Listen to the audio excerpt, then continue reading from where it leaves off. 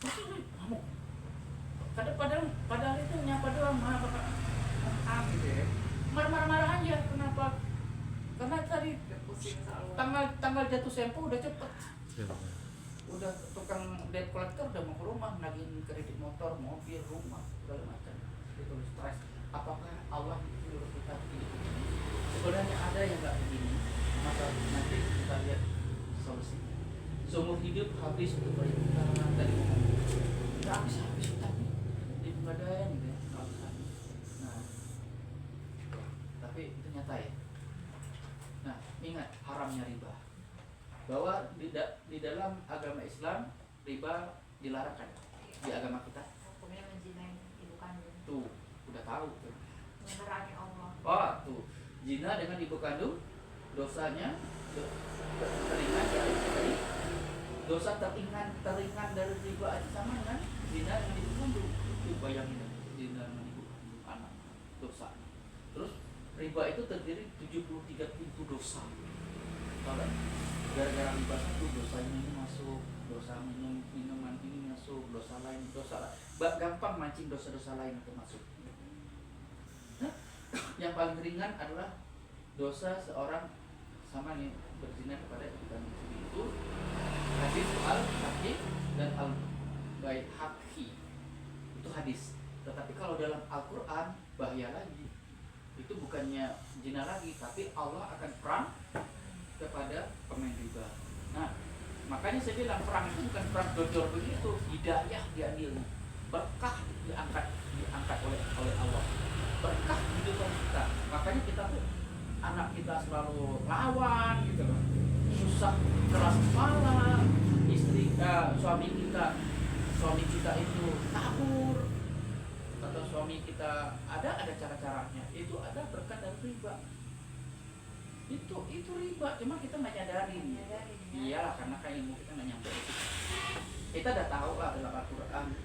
Ustadz juga nggak mau materinya ini, karena waktu dia bilang riba itu dosa apa, nanti jemaah nanya, Ustadz solusinya apa kalau saya nggak mau riba? Saya punya uang nih, gaji cuma 2 juta per bulan, saya pengen motor, beli cash, gimana caranya kalau nggak minjem? Jadi tagline orang masyarakat umum sekarang, kalau nggak ngutang, nggak punya barang. Gitu. Jadi gini, wahai orang-orang yang beriman, bertakwalah kepada Allah dengarkan masyarakat. Jadi kalau udah ada sisa riba sekarang, namanya masih ada kredit, kalau masih panjang, lepasin aja barang. Saya kemarin pernah ya, Aduh argumen. Kan barang saya ada di situ. Dia bilang ini, kan kalau kita mau riba misalnya di bank itu ngambil duit kredit, itu kan ada surat perjanjian dan keterangan, dan dia mau kan, dengan tanda tangan surat perjanjian itu. Anggaplah dengan perjanjian itu seperti kita kayak kita dapat bensinnya lah, gitu, upahnya lah, itu riba bunga ribanya itu loh, sama aja kayak misalnya paling bunda kayak iya, kayak punya rekening kan, itu ada bunganya kan, itu riba juga kan. Gitu. Terus di situ saya nggak bisa jawab gimana itu maksudnya kalau misalnya bank dengan riba gitu. Ya, kita letak uang di bank, niatkan aja bank itu untuk mempermudah transfer. Kita nggak ada niat untuk ngambil uang bunga-bunga. Gitu ya. Ya. Ya. Maka kita lama-lama dia bilang walaupun syariat tetap aja itu kan ada bunganya. Ada bunganya, cuman niatkan aja di riba untuk keamanan keuangan saya dan untuk mempermudah transaksi usaha saya. Udah itu aja. Jadi bank itu niatnya itu.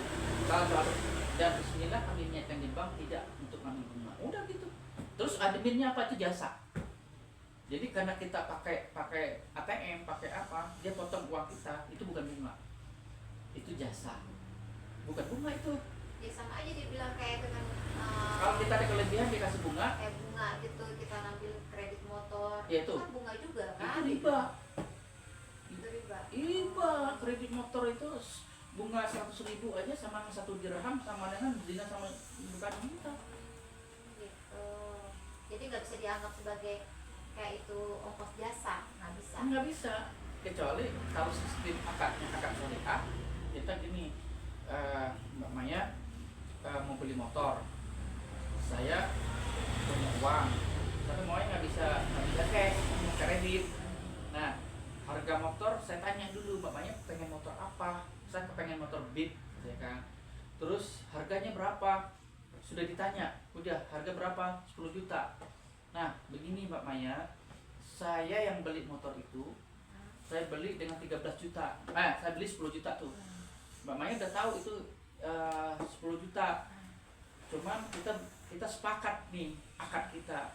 Nanti saya yang beli, tapi saya naikkan keuntungan saya 3 juta. Naikkan keuntungan, terus saya bagi selama berapa tahun. Sah, saya. Oh gitu maksudnya.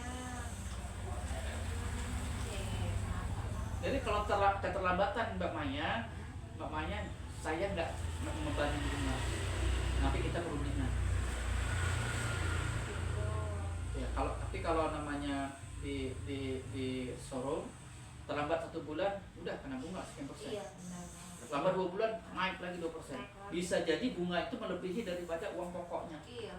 Kalau kita lambat-lambat mulu. Pegadaian kan gitu kan? Pegadaian? Walaupun syariah ya, nggak tahu. Kan nggak pegadaian syariah juga gitu. Gitu ya. Oh, saya kan pegadaian syariah. Oh gitu ya. Ada ininya. Tetap bunga berbunga. Bunga berbunga ya. Nah itu. Jadi apa namanya? Bisa kita nggak sesuai dengan akadnya, maka kita cari yang syariah. Bisa kita kredit yang itu tadi. Kan banyak sekarang KPR syariah ada banyak sekarang. Jadi harga itu dinaikin berapa dibagi.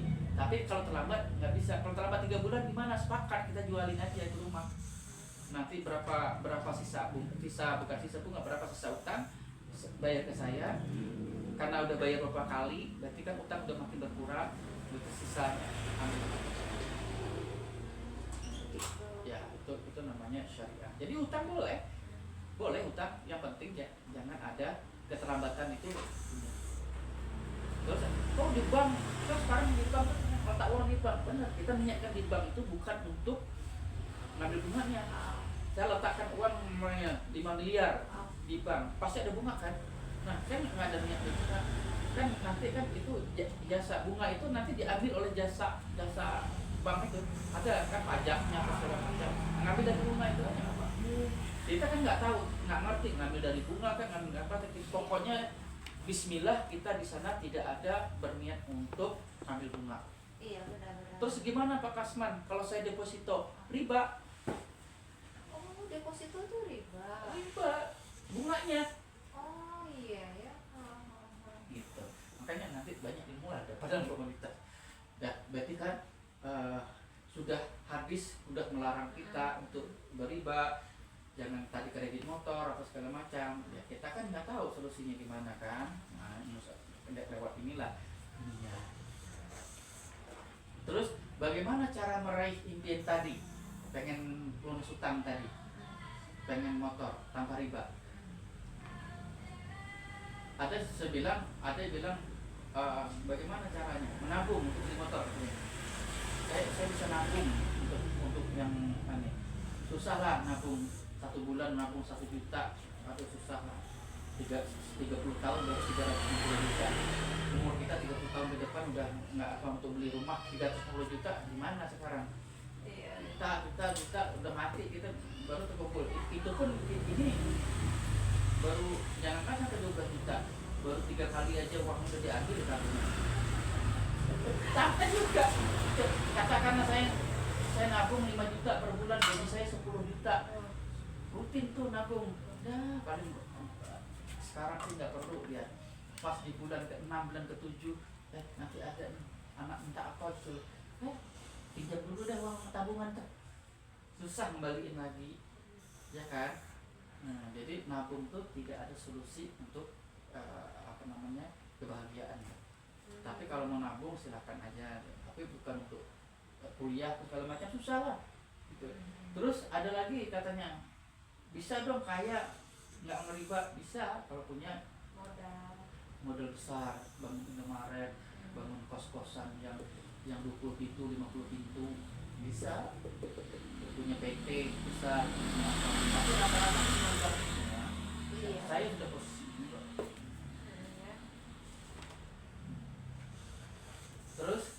Solusinya adalah bergabung dengan sahabat karib, menjalankan solusi bisnis best cooperation syariah. Terus memang ada Pak Asman yang sukses di PT BES. PT BES ini udah tahun 2019, sudah isinya udah lengkap. Jadi sampai hari ini kan udah tahun ke-6, ya kan? Udah ini aja catatan 2019 sebenarnya sudah berdirinya dari tahun 14, cuman izinnya apa segala macam. Tapi orang udah jalan. Nah, sudah bergabung. Tapi 2019 tuh izinnya udah lengkap. Nah, ini untuk motor aja, tadinya dia nggak punya motor, tadinya punya utang. Sekarang udah lebih dari 7.000 orang punya motor tanpa hutang. Sekarang sudah punya, tadinya pengen tujuannya cuma bayar utang doang, tapi karena dia di sini akhirnya sudah dapat mobil Rio yang kelasnya 150 juta, udah di atas 4.000 orang.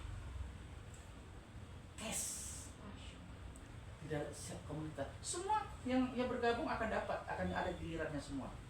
Terus Pajero, mobil Pajero ini harganya 500 juta ke atas loh. Udah di atas 700 orang. Sekarang udah di atas 2.000 orang. Terus rumah 1 miliar. Tadinya di sini kepengen bayar utang di Bank BRI karena utang cuma 3 juta 2 juta sebulan, tapi akhirnya bergabung ini akhirnya naik, umroh dapat, mobilio dapat, Pajero dapat, ini dapat. Padahal tujuan bergabung itu bukan ini. Gabung cuma lunasin utang doang, tapi tanpa disadari ada peluang. Nah, siapa saja yang sukses di sini? Coba lihat, mantan tukang bakso, Pak Suroto. Beliau sekarang, Pak Suroto ini sudah bangun masjid, sudah bangun pesantren, pulang kampungnya di Malang. Tadinya punya utang 2 miliar di Bandung. Nih dia nih, banyak tukang batu, tukang ini apa segala macam di sini, mulai dari pejabat sampai petani, entah semua. Ini sebagian aja nih yang mau bergabung di PT BES dan sudah sukses duluan.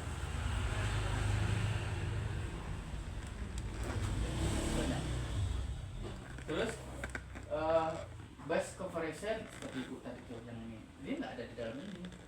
Itu tiap hari orang banyak yang udah melunasi semua. Best cooperation syariah. Jadi solusinya apa? Best cooperation syariah. Perusahaan yang memasarkan produk-produk yang berkualitas dan membuka peluang reseller produk dengan sistem syariah. Nah, kantor PT BES itu pusatnya ada di Bandung, di Jalan Grand Surabati Kor B 10 sampai B sekian, di Jalan Haji Mustafa, Kota Bandung. Kantornya besar sekali. Ini perumahan komplek perkantoran, Indomaret, bank semuanya nyewa kepada PT BES. PT BES yang punya komplek pertokoan itu semua, dan dibangun tambang. Terus bagaimana perizinannya Pak Raden? Resmi nggak PT BES? Nah ini jangan salah-salah masuk kita. Nah, perusahaan PT BES sudah resmi berizin dari perusahaan, dari koordinasi penanaman modal, dari Badan Penanaman Modal. Ini udah pemerintah kan? Terus dari lampiran Menteri Perdagangan SIP CPL nomor sekian, ini bisa dicek di internet, resmi. Terus dari mana lagi izinnya? Dari Menteri Perdagangan yang khusus untuk direct selling, namanya AP2LI. Terus dari mana lagi? Dari Menteri Menkominfo. Kalau nggak ada ini, ditutup oleh. Terus dari mana lagi? Dari Majelis Ulama Indonesia (MUI). Terus sertifikat PT BES telah memenuhi prinsip syariah oleh Dewan Syariah Nasional Majelis Ulama Indonesia. Sudah disahkan ulama. Jadi kita tuh nggak ragu-ragu lagi jalankan bisnis ini secara keislamannya. Terus dari mana lagi izinnya? Dari surat keputusan Dewan Syariah Nasional Majelis Ulama Indonesia. Terus kesesuaian dengan syariah penjualan langsung dan berjenjang. Jadi kan penjualannya kan reseller kan berjenjang. seperti kata orang MLM gitu. Cuman ini beda banget dengan sistem MLM yang ada gitu. Ini secara ininya memang secara multi level marketing, tapi berbeda dengan multi level yang selama ini yang dijalankan seperti yang dulu-dulu itu, yang susah banget untuk suksesnya. Kita disuruh cari orang banyak, terus suruh beli produk setiap bulan, macam itu. Ya.